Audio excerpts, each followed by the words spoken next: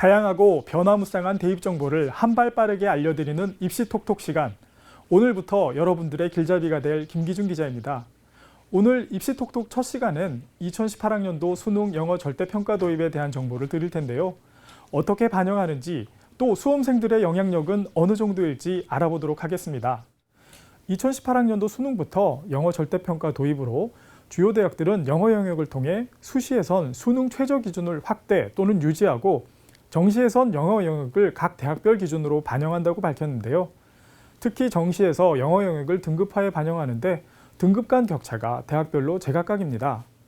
또 등급 간 환산 점수가 크게 달라지기 때문에 수험생들이 혼란스러울 수밖에 없을 것 같습니다. 그렇다면 지금부터 대학별 입시 전형을 통해 분석한 영어 영역 반영, 그리고 그 영향력을 살펴볼 텐데요. 가장 중요한 주요 대학별 정시 전형을 먼저 보겠습니다. 화면 보시죠. 서울대, 고려대는 총점에서 등급 하락시마다 감점하는 방식이지만 등급 간 점수 차이가 크지 않아 실제 영어 영역의 영향력은 거의 없다고 볼 수 있습니다. 그 외 연세대, 성균관대 등 대부분의 대학에선 100점 만점으로 해서 등급 하락시마다 1에서 5점씩 감점하고 이화여대는 250점 만점으로 등급 간 10점 차이가 있다는 걸 확인할 수 있는데요. 따라서 등급제에 따라 수험생들의 희비가 크게 나타날 것으로 보입니다. 특히 영어 영역 비중을 보면 2017학년도 수능까지는 200에서 300점으로 20에서 30%의 비중을 차지했지만 2018학년도 수능부턴 서울대와 고려대를 제외한 주요 대학들이 반영 점수를 100점으로 대폭 하락시켜 비중이 크게 줄어든 모습인데요. 화면 보면서 설명 이어가겠습니다. 영어 영역을 살펴보면 대부분 대학의 반영 비율이 10%대로 급감한 걸 확인할 수 있습니다. 또한 등급 간 점수가 1에서 5점 사이로 적용해 9등급을 받더라도 실제 감점이 크지 않기 때문에 대학별로 최저점을 고려한 실질 반영 비율은 훨씬 낮아질 것으로 보이는데요. 단 이화여대의 경우 다른 영역과 동일하게 25%를 반영하고 등급 간 감점폭도 10점으로 가장 커 주요 대학 중 영어 영역의 영향력이 가장 높을 것으로 생각됩니다. 앞서 살펴본 대로 정시에선 영어 영역의 영향력이 크게 축소될 것 같은데요. 하지만 수시에선 대부분 대학에서 수능 최저 적용 시 영어 영역이 포함되기 때문에 전략을 잘 세우셔야 합니다. 그렇다면 이번엔 수능 최저 기준을 한번 살펴볼까요? 화면 보시죠.